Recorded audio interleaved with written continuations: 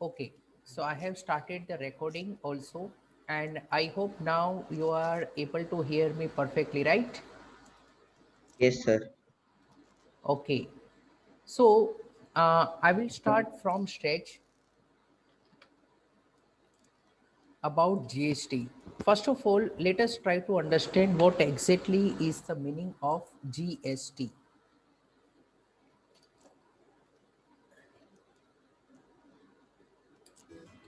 Now, full form you already know, goods and services tax. Okay. Now, earlier before GST, there was one concept of VAT. VAT was Value value added added tax. tax. Value added tax. Yes. So let's say, for example, there is one farmer. Okay, farmer ने cotton grow किया है and ये cotton उसने बेच दिया है late say Cairo को. Now Cairo is busy man, businessman, and ये 100 रुपीज में कैरो को बेचा गया है. एंड अब कैरो ने क्या किया, uh, इसमें से थ्रेड्स बनाए. ओके, सो थ्रेड्स, एंड उसने 200 में बेच दिया लेट से मनमीत को. अब जो मनमीत है वो भी एक बिजनेसमैन है. उसने ये थ्रेड्स में से क्लोथ बनाया और उसने सेल कर दिया अक्षत को. ओके, एंड अक्षत जो है वो कंज्यूमर है. सो ये 400 में अक्षत ने खरीद लिया एंड अक्षत ने ये क्लोथ से अपने लिए कोई क्या है डिजाइनर वेयर सिलवा दिया. सो ये कंसेप्ट काफी इजी है. Now let us try to understand. मान लेते हैं, लेट अस अज्यूम दैट के जीएसटी 10% है. फॉर सिंप्लिसिटी वी अज्यूम के जीएसटी 10% है. तो अब जीएसटी में कंसेप्ट क्या है, you need to pay tax on sale. तो सवाल ये है कि ये जो फार्मर है बराबर, वो देखो जैसे एग्रीकल्चर पर जीएसटी नहीं है, लेकिन अगर भी अज्यूम के वो होता बराबर, तो फार्मर ने बेचा है 100 में, तो 100 का 10% कितना पे करना पड़ता, 10 रुपीज. कैरव ने बेचा है 200 में, कैरव कितना पे करेगा, 20 रुपीज. मनमीत ने 400 में बेचा है, तो मनमीत कितना पे करेगा, 40 रुपीज. अक्षत ने बेचा ही नहीं है, तो क्या अक्षत को कोई जीएसटी पे करना है, नो. तो जीएसटी कौन पे करता है, paid by seller. Seller will pay GST. Okay, अब टोटल टैक्स जो गवर्नमेंट को कलेक्ट होगा इस पर, वो कितना होगा, can I say addition of all this, 70 rupees, yes और नो. Yes, but sir. ये तो क्या है, 70 रुपीज नहीं होना चाहिए, क्योंकि अल्टीमेटली 400 रुपीज का जो फाइनली बेचा गया है बराबर 400 का 10%, यानी गवर्नमेंट को 40 रुपीज से ज्यादा टैक्स नहीं लेना चाहिए था. बिकॉज 400 रुपीज में आपको नहीं लगता कि ये 200 थ्रेड्स का और 100 कॉटन का दोनों इंक्लूडेड है, यस हाँ और नो. सर, इंक्लूडेड है. यस, तो थ्रेड्स का इंक्लूडेड है, थ्रेड्स में कॉटन का इंक्लूडेड है, तो दीज आर इंटरमीडिएट गुड्स. आपने 10th स्टैंडर्ड में यू हैव लर्न कि GDP is the money value of all the final goods and services. तो this cotton and thread is the intermediate good, so those value should not be counted. तो to avoid this double taxation, क्योंकि government is charging on all these person, तो there is a concept of double taxation. So to avoid this, government has allowed that कि if you have already paid tax on the purchase price you can minus that. अब for example farmer ने किसी से purchase नहीं किया है तो farmer ने कोई टैक्स पे नहीं किया है. But look here, now this 10 rupees tax जो फार्मर पे करेगा वो कहाँ से कलेक्ट करेगा? फार्मर है सोल्ड कॉटन, 100 का कॉटन है, 10 रुपीज जीएसटी, तो फार्मर खुद का 10 रुपीज देगा या कैरोस से ले लेगा, सेल्स में ऐड कर देगा? What do you feel? कैरोव से लेगा. Yes, so it means that this 10 rupees tax जो पे तो कर रहा है फार्मर, बट अल्टीमेटली ये कलेक्ट हो रहा है कैरो के पास से. So this 10 rupees tax is already paid by whom? कैरो. तो कैरो को अब 20 रुपीज नहीं पे करना है गवर्नमेंट को, सिर्फ 10 रुपीज पे करना है और फार्मर 10 पे करेगा. नाउ लुक हियर, ये 20 रुपीज का जो टैक्स है जो कैरव ने कलेक्ट किया होगा मनमीत से, so ultimately this 20 rupees is paid by whom? Manmeet. Yes, so Manmeet has already paid this 20 rupees. So it means that now Manmeet is supposed to pay 20 rupees. अब add करो 40 हो गया equal. 40. So can I say now it is perfectly matching? So Yes, sir. this is the concept of GST. It is also a type of indirect tax. GST is indirect tax. Why indirect? देखो indirect tax क्यों है? क्योंकि the person who page the tax is not depositing with the government. Kairav पे कर रहा है 10 rupees का tax, लेकिन गवर्नमेंट को कौन दे रहा है? फार्मर. Farmer. नाउ मनमीत टैक्स पे कर रहा है ये 20 रुपीज का टैक्स, बट गवर्नमेंट को ये 20 रुपीज का टैक्स कौन पे करेगा? मनमीत का, Kairav. So it means the person who is ultimately paying the tax is not depositing with the government. यानी मनमीत का टैक्स इनडायरेक्टली कैरव गवर्नमेंट को दे रहा है, कैरव ने जो टैक्स पे किया वो इनडायरेक्टली फार्मर गवर्नमेंट को दे रहा है. Hence GST is indirect tax. The person who is ultimately paying the tax is not depositing with the government. So I hope you are clear. Okay. अच्छा, हम पेट्रोल, मैंने कुछ दिन पहले शेयर किया था, पेट्रोल जो है 80 रुपीज का, 90 रुपीज का भी हो रहा है. तो 90 रुपीज में more than 50 rupees is the tax which we are paying to the government, but directly or indirectly? Indirectly. Indirectly. Okay, so indirect taxes are very dangerous in nature, क्योंकि क्या है, पता नहीं चलता है कि हम डायरेक्टली नहीं पे कर रहे हैं. तो indirect taxes are again a major source of revenue for the government. So I hope you are very clear about this concept. And here in GST the tax on sales is called output tax. मैं यहाँ पर कुछ important terms लिखता हूँ जो आपको क्या है खास ध्यान रखना है. So I am writing here basic concept. Tax on sales, it means your output tax, and this is your liability. Output tax क्यों कहते हैं? Because it is tax payable to government. Okay, so it is your liability, so it will have credit balance, and name of ledger is output GST. ये tax का नाम है GST, तो it is called output GST. So जब भी हम बेचते हैं आउटपुट GST होता है. Now journal entry on sale, जब भी हम गुड्स बेचते हैं बिफोर GST क्या एंट्री पास करते थे? अज्यूमिंग सेलिंग प्राइस है 100 एंड जीएसटी उसके ऊपर अज्यूम करते हैं 10%. तो जनरली क्या होता था?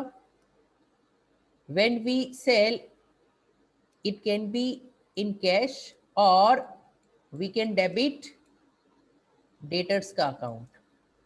ओके, बट जीएसटी है तो 100 रुपीज के ऊपर 10%, सेलिंग प्राइस के ऊपर 10%, यानी डेटर से कितना लेना है? 110। 110। बट ये सेल्स तो हमारा 100 ही है, तो व्हाट अबाउट दिस 10 जो जीएसटी आपने डेटर से लिया होगा या कैश लिया होगा, ये to credit. Output GST credit.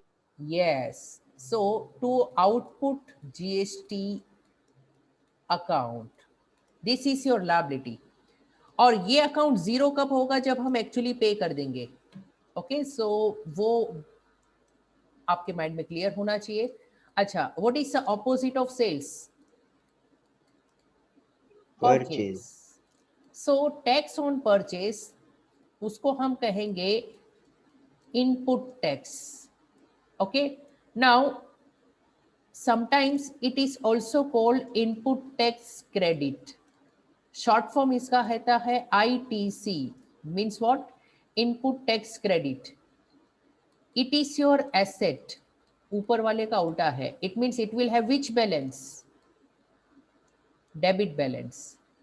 अगर सेम जर्नल एंट्री अगर हम पास करें परचेस के लिए, तो one thing is very clear कि अगर आप परचेस करते हो 100 रुपीज की गुड्स और उस पर टैक्स पे करोगे, तो इनपुट जीएसटी अकाउंट डेबिट होगा, because this much tax you have already paid. या तो रोकड़े में पे करो, कैश या बैंक, या फिर उधार में लो तो क्रेडिटर का account. So I hope you are absolutely clear about how to pass the entries for sales and purchase. Okay, it's very easy. Now, let us discuss further about basic concept. Trade discount तो पहले भी minus होता था, अभी भी minus होगा। Okay, but one important point which you all should note is that GST is calculated on amount after deducting trade discount and cash discount. Okay, this you should understand properly. Now अभी जो मैं आपको बता रहा हूँ this is very important, but before that एक question कर लेते हैं so that you can understand. We have illustration 1। देखो जीएसटी में वी हैव लिमिटेड टाइम, तो इलस्ट्रेशंस ही हमें क्या है करने हैं। Actually it will cover all the concepts. Okay, now before I solve illustration, let me tell you about types of GST. Now in GST, basically there are two types of transaction. Transaction means buying or selling. It can be within state or it can be outside state.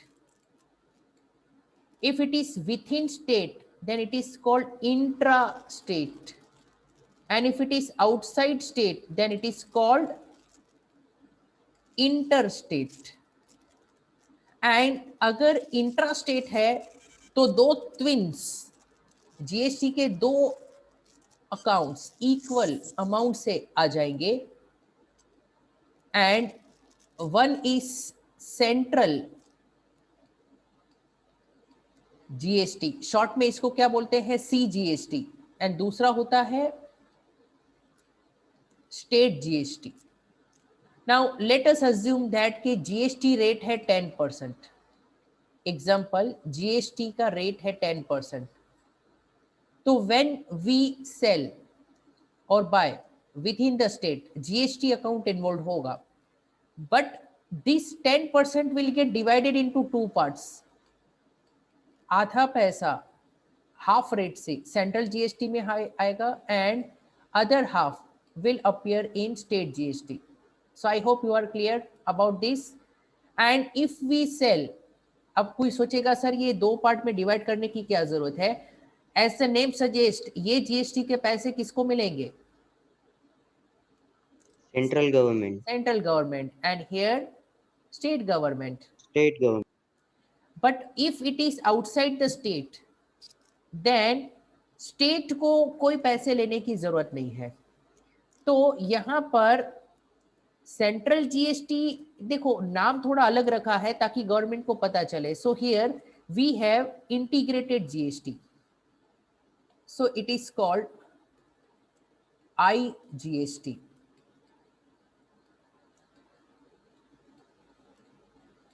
Integrated GST. Okay, तो if within the state है तो ऊपर मैंने input GST output GST लिखा है वैसे ही होगा, but name change हो जाएगा। Okay, input CGST, input SGST, likewise. अगर परचेज किया, परचेज के साथ इनपुट का काउंट होता है, सेल्स के साथ आउटपुट का काउंट होता है।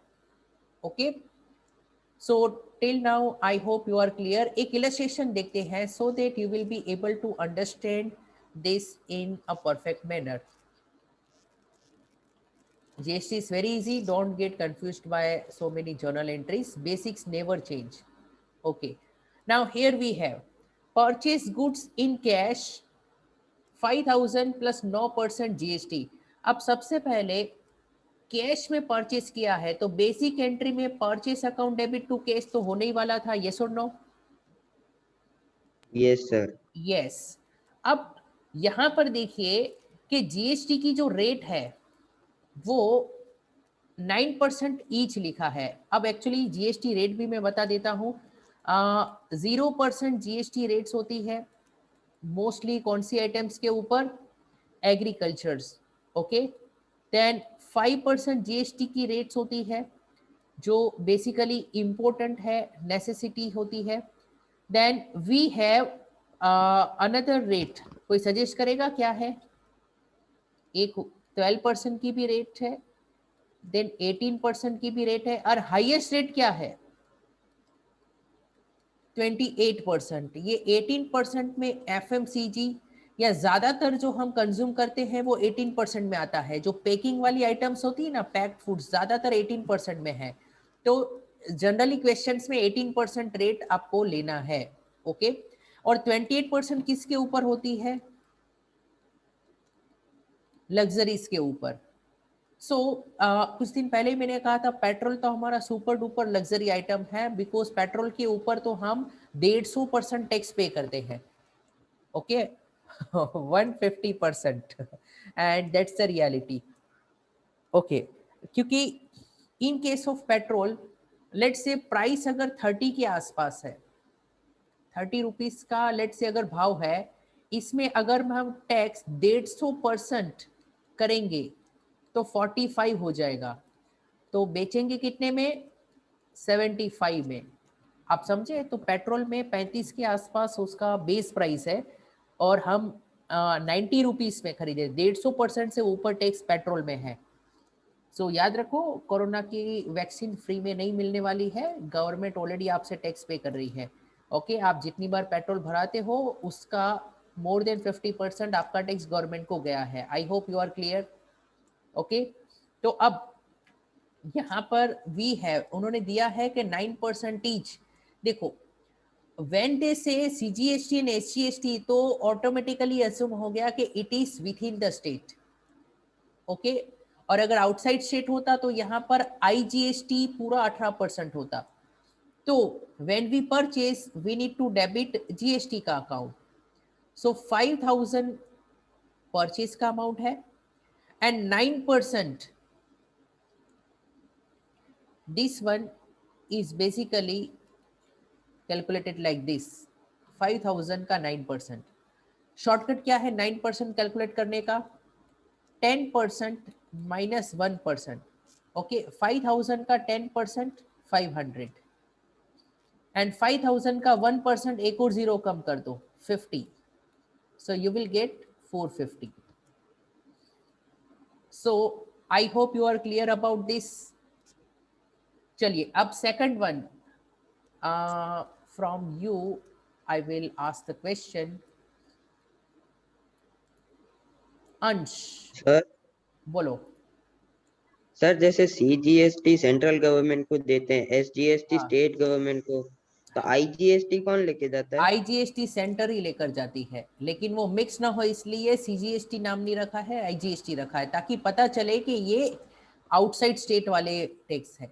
और फिर आपस में रेशियो होता है, यानी आपस में फिर अगर जरूरत पड़ती है तो वो स्टेट को देते हैं, but conceptually originally it goes to central government. Okay, अच्छा, okay sir. Sold goods of 8,000 plus GST, तो चलिए यहाँ पर एंट्री क्या होनी चाहिए? सोल्ड गुड्स तो कौन सा अकाउंट? क्रेडिट, सेल्स का account. Okay, and for cash तो डेबिट क्या होगा? कैश। कैश। Cash तो on cash debit. To sales तो है, लेकिन सेल्स के साथ और दो अकाउंट आ जाएंगे। कौन से दो account?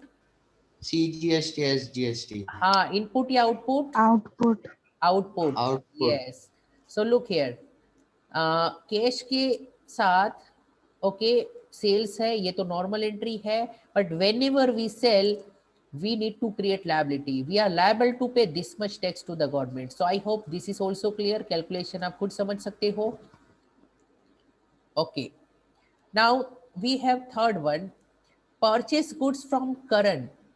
Now ultimately it is a credit purchase, तो ये एंट्री में परचेस टू कैश था, टू कैश की जगह पर क्या हो जाएगा? करम हो जाएगा। Karam. Okay, everything will be same. Amount ये 5,000 था, ये 10,000 है, तो इधर डबल हो जाएगा। तो देखो ये एंट्री नंबर 1, आप टेक्स्ट बुक ओपन रखना, ये entry number 1 and entry number 3 same है। फर्क क्या हुआ है? कैश की जगह पर करम है, और जो अमाउंट्स है उसमें क्या फर्क है? डबल हो गए हैं। Okay,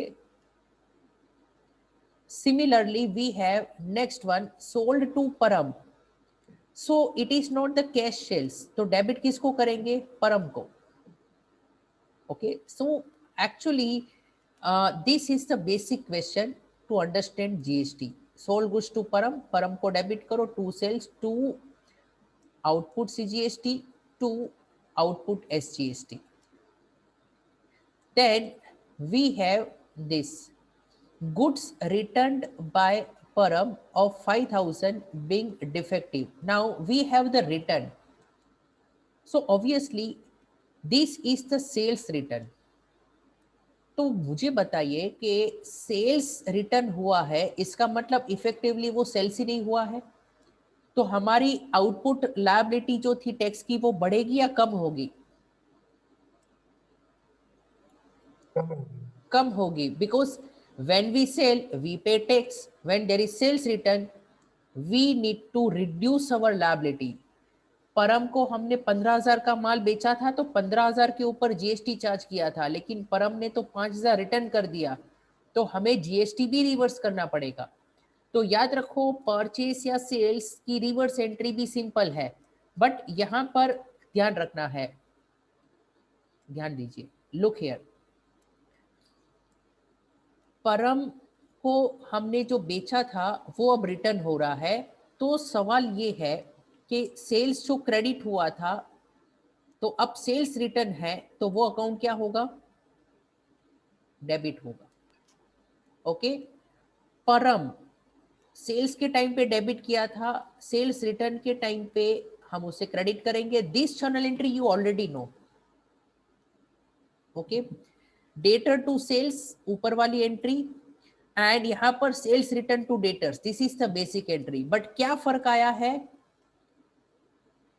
here we have, don't write input. Sales return के केस में actually it is reduction in liability, it is our reduction in liability. ऊपर जब हमने बेचा था तब लायबिलिटी क्रिएट हुई थी। ओके, सो ऊपर था क्रिएशन ऑफ लायबिलिटी, इसलिए इन अकाउंट्स को हमने क्रेडिट किया था। Liability are having credit balance, और अगर लायबिलिटी रिड्यूस होगी तो हम क्या करेंगे? उसे डेबिट कर देंगे। So I hope you are clear about this entry as well. Similarly we have purchase return. Okay, purchase होता है तो purchase to party, purchase return होता है तो party to purchase return. So as you are able to see, हमने करण करम को return कर दिया, so Karam debit to purchase return. But जब परचेस किया था तब इनपुट के टैक्स के अकाउंट को वी मस्ट हैव डेबिटेड, तो अब उसे हम क्रेडिट करना है। सो it is reduction in asset, इसलिए हम क्रेडिट कर रहे हैं। ओके, सो करम वाली एंट्री देखो, दिस वन, ये इसका रिवर्सल है, ऊपर ही है। So when we purchased we paid tax, okay, so this much tax we have already paid, but now since we have returned the goods, हमको कुछ चीज पसंद नहीं आई, हमने रिटर्न कर दी, तो फिर टैक्स भी रिवर्स होगा। इट मीन्स ये जितना एसेट की तरह आपने डेबिट किया था, now we should credit depending on what is the amount. So any doubt so far, are you clear? Yes, sir. Clear. Okay, and now illustration number 2 is very important. Okay, now we have trade discount, उसकी पहली 4 entry समझ लोगे तो बाकी की 4 free है। Means पहली 4 purchase की है, फिर सेल्स की है। So here we go, purchase goods from Sanjeev 40,000 less 10% trade discount. So here we have trade discount. So it's very easy. Trade discount को क्या करना होता है? माइनस करना है। Less. So what is the normal entry when we purchase on credit from Sanjeev? Purchase to Sanjeev होना चाहिए था? Yes. Purchase to Sanjeev 36,000 होना चाहिए था। कैसे? 4,000 minus 10% trade Yes. discount. Okay, so always deduct trade discount. तो 36,000 का संजीव से परचेस किया है उधार में, तो our entry should be, look here, purchase to Sanjeev 36,000 generally entry होती है। अगर जीएसटी नहीं होता तो हम वही करते, purchase debit 36,000। So I hope you are clear, purchase is always recorded after deducting trade discount. But इसमें फर्क क्या हुआ? What is the difference? Here we have GST, so we have 9% GST, SGST and CGST. So when we purchase, we need to charge the tax. That's it. So I hope you are clear. Trade discount में कोई फर्क नहीं है, you minus the trade discount and उसी amount पर GST का calculation करो। So this one is easy. Now we have second one, purchase goods from Vijay 60,000 less 10% trade discount. 60,000 का 10% 6,000, यानी 54,000 का परचेज हुआ है। 54,000। सो ये भी इजी है and we need to charge GST. फर्क क्या है यहां पर? Paid by cheque. So purchase debit to which account? Bank account. So purchase debit to bank account. Purchase कितने का है? 54,000 का है। सो पहली 2 एंट्री पूरी सेम है। ओके, 54,000 के ऊपर you will calculate and you will get the amount. So I hope this one is clear. Now we have next transaction, third and fourth में ध्यान देना है। Now third one we also have cash discount, hence it is important. So 1 lakh का माल खरीदा है 10% trade discount पे, तो कहना इसे अल्टीमेटली परचेज तो 90,000 का है, येस और नो?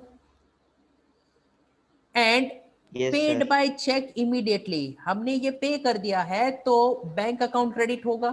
तो परचेज टू बैंक ये तो सिंपल है, लेकिन यहां पर वी हैव 2% कैश डिस्काउंट, तो 90,000 का 2% कितना होगा? 1800। ओके, सो 1800 का हमारे पास कैश डिस्काउंट है। तो अब ये देखो कैलकुलेशन कैसे करना है, already they have done calculation. मैं इसका फॉर्मेट बता देता हूं। Okay, look here, third one, first of all 1 lakh में से 10,000 ट्रेड डिस्काउंट माइनस करो, ये ऑलरेडी पता है। After you deduct the trade discount, it is necessary to deduct the cash discount. 1800, ये भी कैलकुलेशन मैंने बता दिया। सो अल्टीमेटली हमने परचेज किया है 88,200 का, तो टैक्स जो लगेगा वो 88,200 पर लगेगा। It means GST is calculated on the amount after deducting cash discount. Okay, so minus trade discount minus the cash discount and what ever is amount, उस पर आप जीएसटी लगाओ 99% and this is the final amount. So now journal entry में मैं यहां पर ही बता देता हूं कि डेबिट क्रेडिट क्या होगा। परचेस अकाउंट डेबिट होगा विद दिस अमाउंट। आपके पास ऑलरेडी बुक है, चेक कर लो क्या परचेस 90,000 से डेबिट है। यस, व्हेन यू परचेस आपको डिस्काउंट मिलेगा, तो is this your income? Discount allowed है या रिसीव्ड है? Hello, receive. रिसीव्ड, तो क्रेडिट है। चेक करो आपकी जर्नल एंट्री में 1800 क्रेडिट है। Now these are, when you purchase, these are your input GST का अकाउंट। तो चेक करो इनपुट जीएसटी में ये दोनों डेबिट किए हैं एंड ये पैसा आपने पे किया होगा। तो चेक करो क्या बैंक में 104,076 क्रेडिट है? यस और नो? चेक करो, हो गया? So I hope you are clear about this entry as well. Now fourth one exam में मैं पूछने वाला हूं, तो आप सबका ध्यान होना चाहिए, it's very important. Now in fourth transaction what they have done, look here कि purchase goods from Tarun 1,10,000 trade discount. ये तो क्लियर है कि 90,000 का गुड्स हमने लिया है। Okay, we have GST involve, but what is the difference in this question? Paid half of the amount by cheque immediately. आधा अमाउंट हमने चेक से पे किया है और उसके ऊपर कैश डिस्काउंट है। सो this is very important, we have paid half of the amount. So each and every student should pay 100% attention in this journal entry. Look here, it's very easy। 1 lakh का goods है, 10% trade discount minus करो, आधा amount पे किया है check से। इसका मतलब है कि ये जो 90,000 है उसका हाफ 45,000 हमने पे किया है। तो कैश डिस्काउंट सिर्फ उसी पर मिलेगा जितना हमने पे किया है। तो 45,000 पे किया है, उसका 2% cash discount, it means cash discount is 900। I feel अब ये यहां तक एकदम सिंपल है, सेम है, ऊपर की तरह ही है। फर्क इतना है, cash discount don't calculated on entire amount because you have paid only half of the amount. Then after deducting cash discount 89,100 के ऊपर you need to calculate GST. Okay, so purchase कर रहे हो तो जीएसटी कैलकुलेट कर लो। So ultimately ये amount आपको मिला, बट ये जो अमाउंट आपको मिला है it is after cash discount. After cash discount वाला जो अमाउंट है उसकी हमें जरूरत नहीं है क्योंकि डिस्काउंट को एडजस्ट करना है। अब आप सोच रहे सर तो डिस्काउंट माइनस क्यों किया? बिकॉज जीएसटी का कैलकुलेशन डिस्काउंट के बाद होता है। तो मैं क्या करूंगा, आफ्टर कैश डिस्काउंट वाले अमाउंट में कैश डिस्काउंट ऐड कर दूंगा। Cash discount was 900। So when I do this I will get one amount जो मैं नीचे लिखता हूं before cash discount. So cash discount से पहले का अमाउंट मुझे मिल जाएगा 106,038। यहां तक क्लियर है सबको? Yes sir. ओके, नाउ इसका हाफ हमने पे किया है, बाकी का हाफ अनपेड है। अनपेड जाता है क्रेडिटर में। अब इसका हाफ करोगे तो 2 5 जा 10, 2 3 जा 0, 2 1 जा, हाँ, तो 53,019 हाफ हो जाएगा, 53,019। बट याद रखिए जो पे किया है उसमें कैश डिस्काउंट एडजस्ट करना है।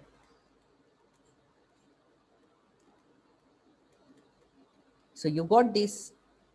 ओके, तो वर्किंग सेम है, कैश डिस्काउंट पहले ट्रेड डिस्काउंट माइनस करो, फिर कैश डिस्काउंट जितना है उतना माइनस करो, उसके ऊपर जीएसटी करो। बट जब क्वेश्चन में ऐसा है कि आधा अमाउंट या फिर ऐसी सिचुएशन है, तो whatever amount you get in this calculation उसमें डिस्काउंट ऐड कर दो, because we need the amount before discount.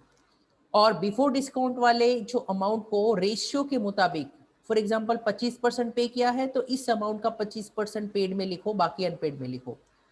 And जो डिस्काउंट है री एडजस्ट करो, बिकॉज डिस्काउंट सिर्फ पेड वाले पोर्शन के ऊपर ही होगा। तो ये दोनों जो है उसमें थोड़ा सा फर्क होगा। आप डायरेक्टली इसको हाफ ऑफ कर दोगे तो it is not good, conceptually not good, क्योंकि डिस्काउंट सिर्फ पेड वाले पोर्शन में आना चाहिए। So I hope you are clear about this entry as well. इस एंट्री की रिकॉर्डिंग भी ऊपर की तरह ही होगी। Okay, so let us discuss this journal entry जो अभी हमने डिस्कस की है।